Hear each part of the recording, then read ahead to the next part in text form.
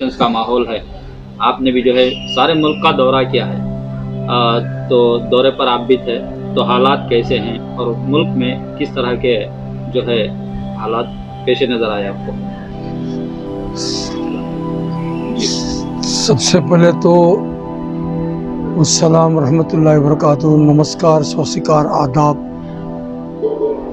दोस्तों, और उसके साथ साथ आप लोग यूट्यूबर्स जितने भी हैं, न्यूज़ 4, लीडर है सियासत और सीधी बात वाले जनाब इसाक साहब, मैं माफ़ी चाहता हूँ। आप लोग बहुत पिछले 15 दिन से आप लोग कॉल कर रहे हैं मुझे, लेकिन मैं आपको थोड़ा बिजी शेड्यूल में मैं आपको मिला। रमज़ान की जिम्मेदारी आप लोग अच्छी तरह जानते थे।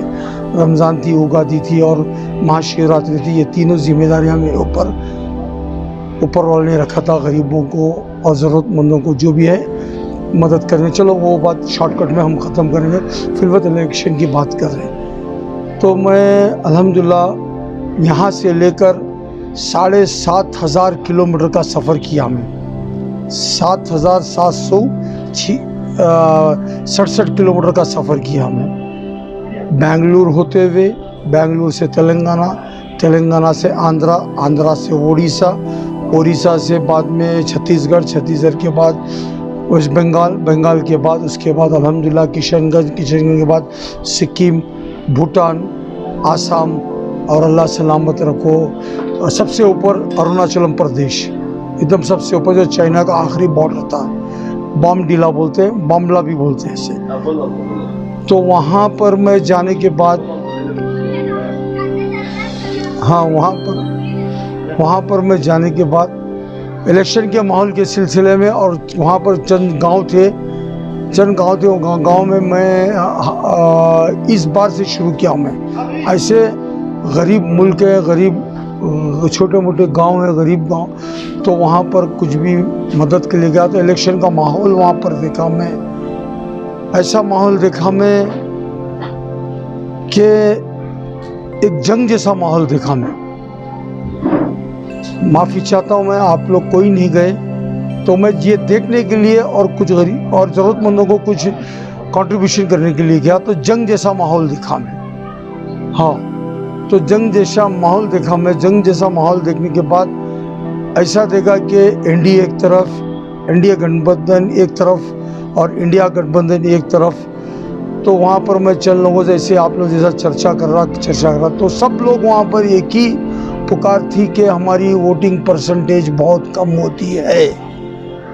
वोटिंग परसेंटेज का मतलब, जिस तरह तमिलनाडु और केरला में इंडिया के अंदर वोटिंग परसेंटेज जितना बेहतर होता है, 80 से लेके 90%, 70 से लेके 80%, तो वहाँ पर भी यही चर्चा है हर एक कास्ट के अंदर, हिंदू मुसलमान के अंदर, कि यही बात है कि सब हम लोग इलेक्शन तो यहाँ पर चलता है, लेकिन हम लोगों का इतना एक सबसे बड़ी मुसीबत क्या है कि वोटिंग परसेंटेज हम लोगों का शॉर्ट। तो मैंने बताया भाई, हम लोगों का कर्नाटक का भी यही हाल है, खासकर कर्नाटक का भी वोटिंग परसेंटेज का बहुत बुरा हाल है। 55% भी होना मुश्किल है।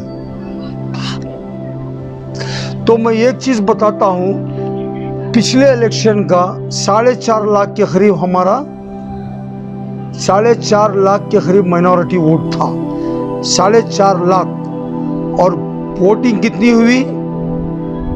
जब रिजवान अरशद साहब खड़े हुए थे 2019 के अंदर, 4.5 लाख माइनॉरिटी वोट है, 2 लाख क्रिश्चियन वोट है, कुरबुर के वोट है ना 1 लाख के करीब आसपास है। तो वोटिंग कितने परसेंटेज हुई माइनॉरिटी की? 1.5 लाख। कितना? 1.5 लाख। बेंगलुरु सेंट्रल में, हाँ, बेंगलुरु सेंट्रल में 1.5 लाख। 3 लाख लोग वोटिंग ही नहीं किए। तो इसीलिए मैं आजिज़ाना गुजारिश करता हूँ, मैं आप लोगों से, जितने भी हैं, मेरे माँ बहन और मेरे बाप सामान जो है, मेरे बड़े भाई सामान है, छोटे भाई सामान है, सबको मैं आजिज़ाना गुजारिश करता हूँ कि आप लोग जिस तरह अभी फ़िलहाल रमज़ान में माहौल आप लोग देखें कि एक दिन की ईद की खुशी मनाने के लिए 30 दिन पहले शॉपिंग शुरू करते हैं आप लोग। एक दिन की ईद की खुशी मनाने के लिए 30 दिन से शॉपिंग, पहले रोज़े शॉपिंग शुरू हो जाती है हमारे बहनों की, और शॉपिंग को 30 दिन से शॉपिंग शुरू होने के बाद इतनी शॉपिंग करेंगे कि सुबह निकलेंगे या 4 बजे निकले तो सुबह शहरी के वक्त 4 बजे घर जाते हैं। तो मैं इतनी तेज जा रहा, जिस तरह आप लोग शॉपिंग के लिए निकलते हैं, जिस तरह उगादी की परचेसिंग के लिए निकलते हैं, महाशिवरात्रि की परचेसिंग के निकलते हैं, तो उसी तरह अपने वोट की वैल्यू समझो, अपने वोट का हक समझो। जिस तरह आपको मंदिर जाना फ़र्ज़ है, जिस तरह आपको 5 वक्त की नमाज़ पढ़ना फ़र्ज़ है, जिस तरह आपको गुरुद्वारा जाना फ़र्ज़ है, उसी तरह वोट भी आपका फ़र्ज़ है।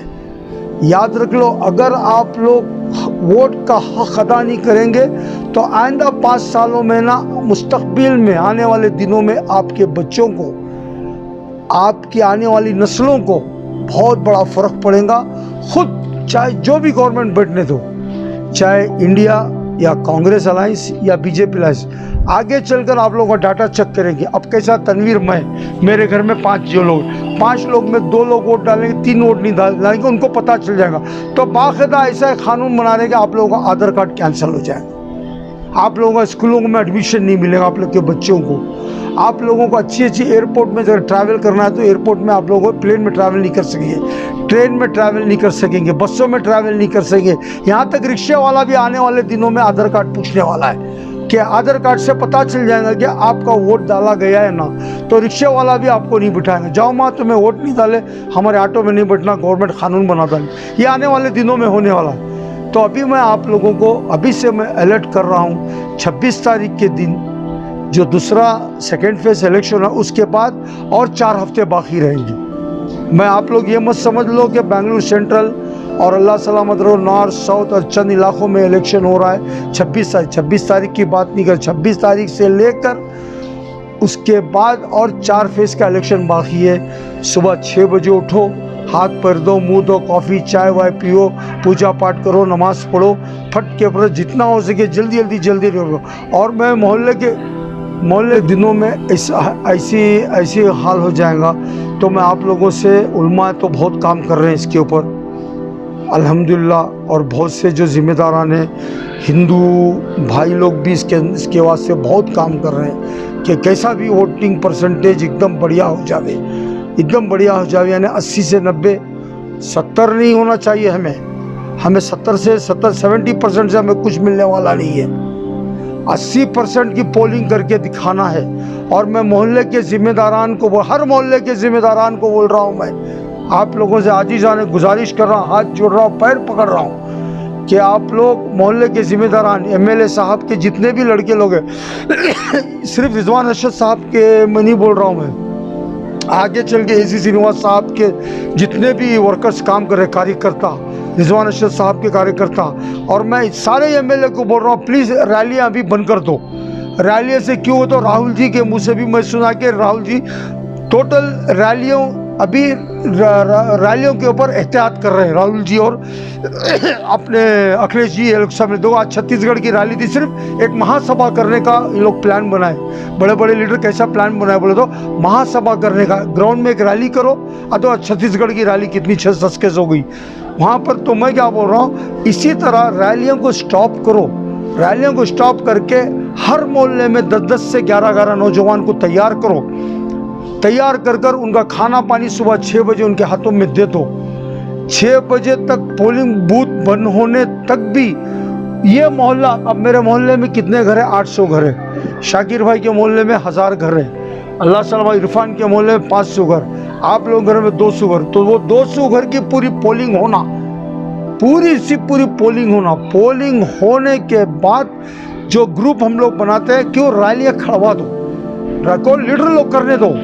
जो कैंडिडेट है, MLA साहब है, तो ब्लॉक प्रेसिडेंटों का काम क्या है बोले तो चुप MLA साहब के पीछे मत भागो, शकील अहमद साहब के पीछे मत भागो, शकील अहमद साहब को शकील अहमद का काम करने दो, इश्तियाक भाई को इश्तियाक का काम करने दो, सुजाउद्दीन को सुजा का काम करने दो, जाकिर भाई को जाकिर उनका काम करने दो। लेकिन हम लोग का जिम्मेदारों का काम यह है कि घरों से सबको निकालो, और ऐसी वोटिंग कराओ। मैं ये चीज़ कहाँ पर देखा, पिछले इलेक्शन में मैं बिहार में देखा था, मैं उत्तर प्रदेश में देखा था मैं, और उसके बाद है ना बहुत से महाराष्ट्र में, बॉम्बे के अंदर देखा था मैं। ऐसी पोलिंग होती है, तो ऐसी पोलिंग कराने की आप लोग कोशिश करो। मैं आप लोगों से हाथ जोड़कर भीख मांगता हूँ, ऐसी भीख मांगता हूँ कि अल्लाह के पास जिस तरह भीख मांगता हूँ उस तरह मैं आप लोगों से मैं भीख मांग रहा हूँ।